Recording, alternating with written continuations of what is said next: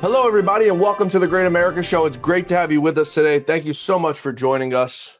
Happy Friday, everybody, and happy Super Bowl weekend. I hope you are all planning on spending the weekend with your friends and family, enjoying a great Super Bowl, hopefully free of any cheating by the refs. Now, I'm not saying they've done that before, but there's been accusations that the refs are more favorable towards one team and one side, and I'm not saying it's the side of Taylor Swift's boyfriend, but I'll let you make the determination. So happy Friday once again, folks. Let's get into today's show. One of the Democrats' resident mental patients, they have many lunatics in their party. Al Green, starting impeachment.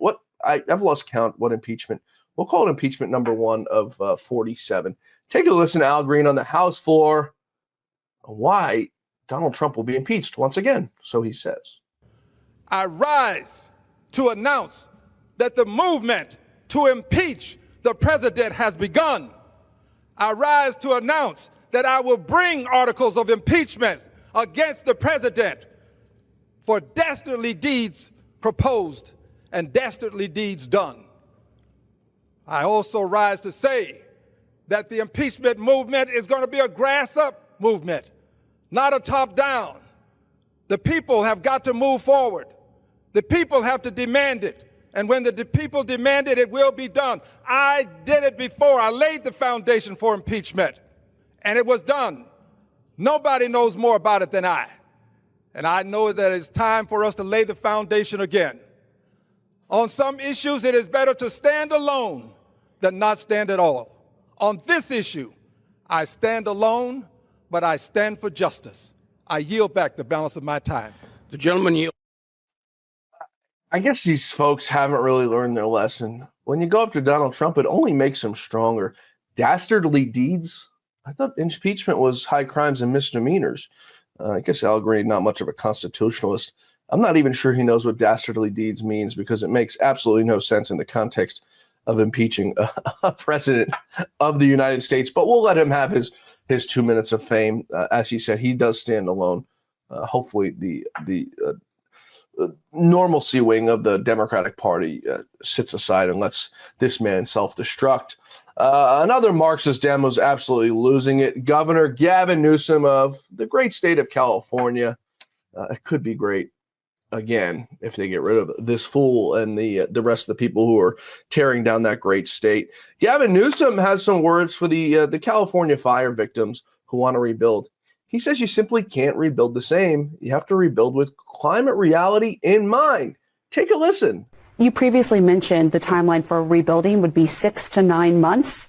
Is that going to happen? And should people rebuild in some parts of California, given how high the fire risk is? You can't rebuild the same. So we have to rebuild with science. We have to build with climate reality in mind. We have to look at infrastructure, redundancy, systems, ingress, egress as it relates to emergency management and planning, materials. All of that is being reviewed and reconsidered and with the latest iterations in terms of understanding and technology. And I say technology in the context of how, again, we build the infrastructure to keep it safe, to address undergrounding of lines, how we address the larger issues of redundancy in terms of systems. But more important than anything else is the need to get the debris removed. 30 days to do the hazardous waste. We want to get 6 to 9 months, the rest of the debris done. Concurrently, people are getting permits. So this is all happening, rolling together, and we want to see construction very shortly. And in the next few years, we want to see hundreds, thousands of homes rebuilt. But I think there's a big question. Unbelievable. I really weep for those people in California, and I really hope that the folks who voted for this left-wing tyrant have learned your lesson. I mean, how much are you supposed to put up with? How long are you supposed to put up with this? You can't go back to your homes for a month. There's nothing there. It's ash and debris in most cases. These people have nothing to go back to, and they can't go back to find any remnants of their homes or any remnants of collectible items that they've kept. It's truly a disgrace on behalf of this government of California. And I don't even say the federal government, because Donald Trump's doing all he can to try to help these folks. But I truly hope, they often say it takes a catastrophe or something like this to happen for people to open up their eyes and realize People don't have to build their homes differently. It's simple. Let's turn on the water. If we put a man on the moon, we can put some pumps that run some water up to the hills of California and Los Angeles to pump some water up there. There's absolutely no excuse. We're the smartest nation in the world. Silicon Valley has among the smartest people on this planet, innovators, developers, and you're telling me we can't get water from the ocean, from anywhere, to flow up to these homes so that this doesn't happen. We can't clean up the forest and the wildfire management prevention to make it so that these fires are less likely to happen. I understand, we don't live in a perfect world and accidents do happen and things are going to happen. But you're telling me out of all the things that we've done in this country, all the great innovations, and we can't figure out a way to get water up into the hills, the Hollywood Hills, the hills of LA. I tell you, you're a damn liar. And Tish James, as if she hasn't taken enough losses. She's had quite a few and put on a few pounds since Donald Trump has taken office again, knowing I think she's in trouble. She's now going to go after Elon Musk, she says. In a tweet, Tish James says, quote, the Doge Committee has no authority to access Americans' private information or block critical payments. Well, that's simply true. Elon Musk is not blocking the payments himself. The payments will go through President Trump and the Congress. So, yes, you're absolutely right. And Elon Musk has never claimed to be able to do so. Quote, Elon Musk may be the world's richest man, but he is not above the law. I intend to sue to stop this injustice. Well, we know Tish James doesn't exactly have a perfect record when it comes to winning. Maybe if you get a corrupt jury like President Trump got, yes. But I don't think Elon Musk is losing much sleep overnight from Tish James. Just not happening. Not really a scary woman. And President Trump has fired the far-left Federal Elections Commission chairwoman, Ellen Weintraub, but she's refusing to leave her post as FEC chair, saying that his dismissal of her is illegal. Well, I got some words for the former chairwoman now. She put out this tweet, quote, received a letter from POTUS today purporting to remove me as commissioner and chair of the FEC. There is a legal way to replace me as FEC commissioner. This isn't it. I've been lucky to serve the American people and stir up some good trouble along the way. Yeah, we know. That's not changing anytime soon. Yeah, we know you were able to stir up some good trouble. We had stolen elections, 2020, which is going to get relitigated for the sake of all the people who are right, such as the great Lou Dobbs and many, many others. So I'm not sure what her plan is, but she's got to go. See you later. Don't let the door hit you on the way out. The swamp needs to be drained, and you, ma'am, are the swamp. Our guest today is the great congressman from the great state of Tennessee, Tim Burchett, great friend of the show, a great friend of America, and a great friend of the MAGA movement. Congressman, happy Friday, happy Super Bowl weekend. I want to start with first thanking you, not for all you do and for being the big mouth on Capitol Hill, and that's a great thing as a big mouth myself, but for what I contribute to being the man who got Jim Acosta fired, for letting the world know how dumb that man really was. For anyone who hasn't seen it, Tim did an interview with Jim Acosta. It was about 10 minutes long. And Tim's probably one of the most well-mannered, patient guys on Capitol Hill. And it took Jim Acosta 8 minutes out of the 10 minutes to finally get to him and annoy the hell out of him. And Tim just let it rip. Tim, do you have any last words for Jim Acosta as he goes off to be an independent journalist now? I've got no ill will towards anybody. He used to be in Knoxville at a WBIR, and I knew him then. I wasn't, we've had those interactions in the past. I always feel like when I'm on CNN, they ought to write me a check for $300 because that's probably what they charge. Their therapist charges them every hour. It usually results in something like that. And I don't know. I guess that one just hit a nerve. It went viral, and President Trump was talking to him. I ran into him yesterday after the prayer breakfast, and we talked for a good bit about it. And he told me he'd sent it to like 100 of his friends or something. I don't know, but it was just, it's kind of surreal, really. I mean, I'm just a kid from my family. My mom and daddy were public educators, and of course, daddy fought in the war, and mama flew an airplane. They're pretty, I won't minimalize their contributions to this great country, but I'm pretty average guy. I never was the first guy to get picked for kickball. And outside of my incredible good looks, I just rely on my humor a little bit. I don't feel bad. I was never either. I could kick the ball far, but by the time I got to first base, it could have been over the fence and I was out. So there was no winner for me. I want to turn to the Marxist left. Your colleagues are absolutely going insane about Elon Musk and this Doge committee that I think you sit on now. Let's start with first this whole General Services Administration.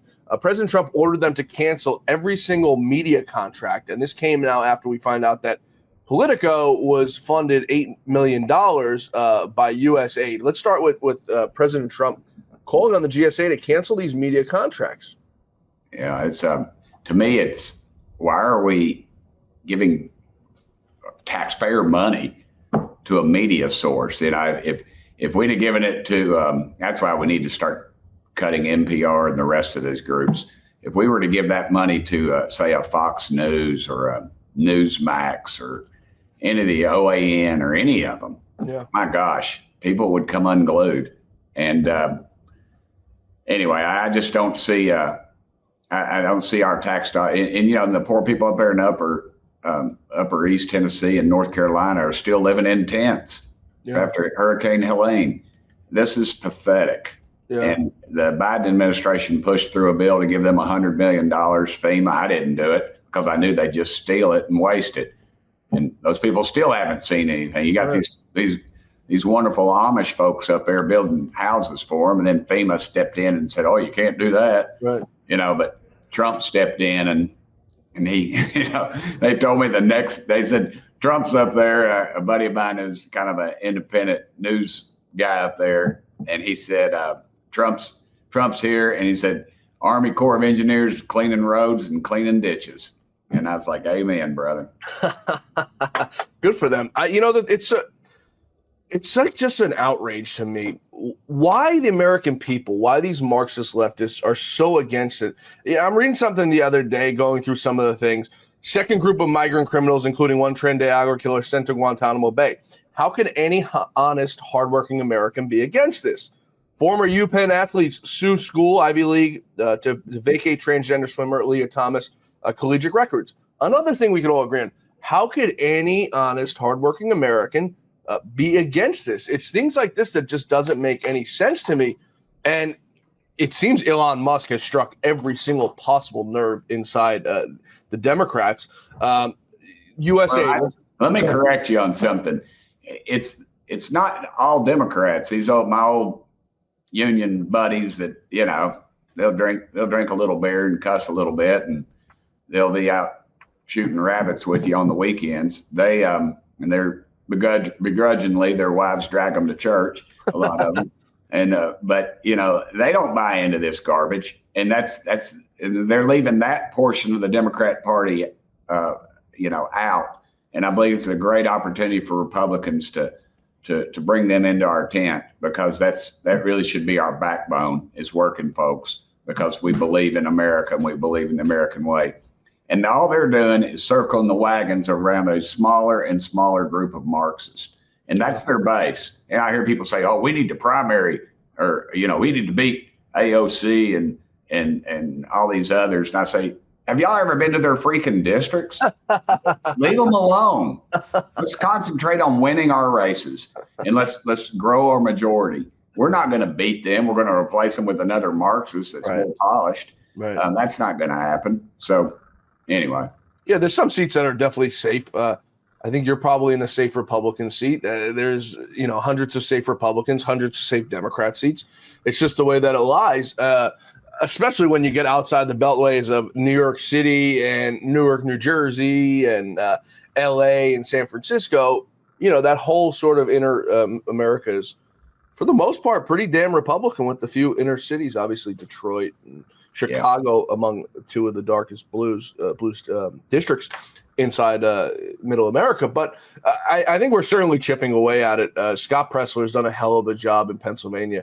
He's apparently now moving on to New Jersey, which, 5 years ago wasn't a viable place that we should be looking. Now, I think after Senator Goldbar has been indicted and now going to jail, I think it's a place that we start to look at, and I think we're going to move the needle there a little bit. I want to turn to the USAID staff. 10,000 of them are going to be cut globally. President Trump vowing to keep on 300 of them. This is another thing, Congressman, that doesn't make sense to me. How could anybody be outraged about it? I see where, some of the money has gone to just a waste of money. And this is all that we know so far. And then I see Ivanka Trump used 11,000 of it to shoot a video for some sort of global initiative. The Democrats, it makes no sense. Ivanka Trump, let's be clear, great woman, a beautiful woman, but she's a Democrat at heart. Her husband's a Democrat at heart. It's what it is. They don't fundamentally agree with their father, and that's why they're not in the White House this time. It is what it is. It's fine. There's no harm, no foul.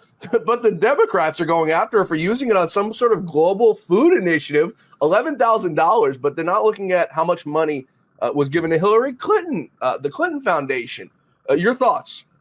100%. The Clinton Foundation, we need to go through that. That's been a briar under my saddle for a while with some of the things that they were doing and the money flowing in and where it was going. And I don't feel like we've had the accountability. I think you can do that all across the spectrum. I have a bill to defund the Taliban. You're going, wait a minute, we're funding the Taliban up to $40 million a week. We're sending them with your tax dollars. And these are the type of programs that we're finding time and time again. And the reason they're pitching a fit is because somebody in their family or their wife and or girlfriend is working in some of these agencies. And Washington is crooked as a dog's leg. It is not a swamp. It is a sewer.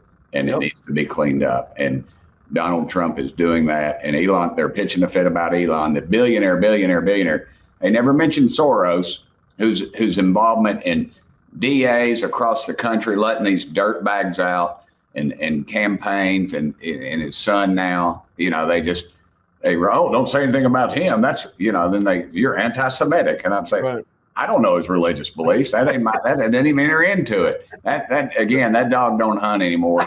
People are on to it and it offends people across the board. And like I said the other day on some national news show, I said, if I can't go to Colombia and enjoy a DEI transvestite opera paid for at American dollars, taxpayers' expense, I'm probably never going back to Colombia. That's the kind of things these Marxists are funding. You know what we ought to be promoting through our State Department and others? Two things: democracy and capitalism. That's the two things we ought to be promoting, and that is it. And USAID was originally formatted probably for a good purpose, altruistic as it is, to go over in areas, desert areas, reforest deserts, things like that, deliver vaccines to people for malaria, things like that, feed hungry people, teach them how to take care of themselves. And that's exactly what the UN is supposed to do. And that's where we ought to just pull our ass out of the UN as well, because that's just a nightmare. And then they're going to show this one program where they're giving oatmeal to starving people somewhere in Timbuktu or something. Right. And it just doesn't, and that's what the media will be, your MSNBCs, The View, those windbags over there. That's what they'll be concentrating on. So it just doesn't, it never ends with these idiots. What do they say? No good deed ever goes undone. And I think that's just the truth. Like you said, It may have started with a good theory in mind, but the corruption and rot in Washington, D.C. always seems a way to seep through. We're talking with Congressman Tim Burchett of the great state of Tennessee, the free and fair state of Tennessee, I should say. Also home to Nashville. If you haven't been to Nashville, we encourage you to go check the place out. We're coming right back with them. Stay with us. I'm excited to announce that we're having our first ever mega sale on overstock clearance and brand new products. For example, save over 50% on this season's flannel sheets. Queen size only $59.98. Kings only $69.98. They sell out fast every year, so order now. Save 20% on our brand new My Crosses. They're designed in the likeness of the one I've worn every day for over 20 years. They come in men's and women's, and they're made right here in the USA. Get our 2025 six-piece My Towel sets for only $29.98. Our initial quantities are extremely low, so get them now before they go. And our best-selling standard My Pillows, just $14.98. So go to MyPillow.com or call the number on your screen. Use this promo code to take advantage of our first ever mega sale. But wait, remember that $75 free shipping rule? Well, that ship is sailed because right now, every order ships absolutely free. Folks, we're back. We're talking with Tim Burchett of the great state of Tennessee, Congressman. Congressman, I want to turn to Elon Musk finding something else. Now, we often hear about in elections Medicaid and Medicare and Social Security. Well, turns out Elon Musk has started his digging into it. From Elon Musk, Doge are ready to audit the CMS, the Centers for Medicaid and Medicare Services. They have our only access, but will be able to identify fraud, waste, and abuse. That's the only access they will have. CMS has 6,700 employees and dispersed $1.5 trillion in 2024, 22% of the budget. CMS has made $100 billion of improper payments in 2023, according to the GAO, the Government Accountability Offices. That accounts for 43% of all improper payments. Now, Congressman, this is an issue that Republicans constantly lose on. Medicaid and Medicare and revamping the whole thing, and everyone says, don't touch it, don't touch it. What if the proof is just right in the pudding? Well, that again, that's you're feeding the machine. It reminds me of Ronald Reagan. Follow this little journey with me. He found out to deliver $1 to certain folks that it cost $2. So he cut that delivery system out, and then they said, "Oh, he just cut $100 billion from some charity," and that's not the case at all. He cut the delivery system. He made it more efficient, and that's exactly what they'll try to do with this. We'll cut this antiquated, corrupt system out, and they will pitch a fit again because they're getting fat off of it, and America knows it, and it's time to change the tune.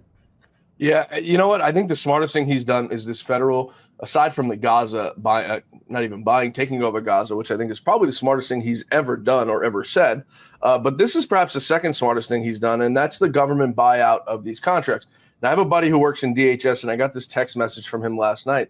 It's not just these other agencies which need the cutting out. This is a man who works at DHS. I want to read you this text message. Dude, I was hoping I would be eligible to resign from the federal government with what Trump put out. Fork in the road, but my agency isn't eligible, which is DHS. I want to get away from this shit show where I work. I wish someone could put a bug in Noam's ear to check out this place and how bad it really is run. Our management needs to be fired. Now, this is a man, he constantly sends me text messages about what they're doing DEI-wise and all this stuff. And I got to be honest with you, Congressman, it's of one you would see in a private corporation. Can we get some sort of investigation into every single agency about how they're being run, who's running it, and the things that they're pushing down their employees' throats? Yeah, they are, and we are. And you tell your friend that the cavalry is coming and just going to take a little time. I did that when I was mayor of Knox County. I found we've saved, I think, $40 million, which is nothing. We've wasted that since I've took my last breath, but in federal government. But it was a great system. It worked. And it's working now, and it's going to save billions upon billions of dollars, and it's going to free up a lot of space, and a lot of it's dead space as well. Some of it is good, but most of it is not. And you have these people that are complaining because they have to come back to work. They're making them show up, and how they can't do that, how they've moved to other parts of the country but are still working in another part of the country. That's a real problem. And those people, you got to grow up, man. You got to grow up and just and get with the program. This is just another thing that boggles my mind. How are you a government employee and you're refusing to return back to work? It literally, the disrespect that this government has allowed, Congressman, the walking all over, the grandstanding. Who do they think they are? At the end of the day, Congressman, we're all replaceable. You're probably a little less replaceable than me because you're in a great district, but I'm extremely replaceable. Everyone is replaceable, and Donald Trump knows that, and he said it before. Sure. Who do these people think they are? Some of them making $100 an hour, $200 an hour on government contracts, 6-figure pensions, and they're walking around grandstanding like, you can't touch me. I have tenure. I have this. I have that. Well, as you said, I think the cavalry is coming. Who do these people think they are? They're very arrogant, and there's a new sheriff in town. His name is Donald J. Trump, and he's getting ready to enforce the law. And it's just common sense. I mean, it is common sense. It's like when he was signing that executive order saying that men can't play in women's sports. What he said, I shouldn't even have to do this. This is just common sense, but yet you had to. And, and then you got the left pitching a fit, anti-trans and all this stuff. I'm over all that. America's over it. And I mean, they used to have these shows, the insult of the month. I mean, this is the insult of the day. I mean, when they expose this stuff, the amount of money that American taxpayers are paying. And that's why the left just doesn't get it. They just don't get it. And the national media is as they see their ratings tumble, it's obviously that they're getting ready to get it. Yeah. It's sad. This little old broadcast does, on some episodes, better numbers than national broadcast media. Tell us how we do that on a low budget, low run operation without the great Lou Dobbs. I'll tell you how you do it, because it's the truth. And America is hungry for the truth, just like the desert's hungry for a raindrop. It's just, and they've been denied it for so long, and they've been taken for granted. And they're not, and you all are not taking America for granted. And that's why they're pitching such a fit. I mean, you're right over the target, dude. And that's why they fire. And I tell you what, this podcast and this social media stuff, it's the way of the future. It is. Forget the national news, forget your daily newspapers. And they always say, well, they're going out of business because of the internet. No, they're not. They're going out of business because y'all have repeatedly lied, and not you all, but your so-called legacy media, and they've taken us for granted. And the fat cats don't care. The guys that are the editors and publishers, well, maybe the publishers, the editors don't, because they're going to retire. They're golden parachutes. It's the workers that are going to end up paying the prices. They always do. It's insane, because all we ask from them and the American people want is for them to tell the truth. And it seems they have such a hard time doing it. The other night, I'm on a plane from Atlanta to New York while that plane crashes in D.C. And I mean, I can't turn on an actual news network and get a story about what's going on. Small plane crashes. I watch the thing erupt. I'm a Cessna pilot. I know that's not a small plane, Congressman.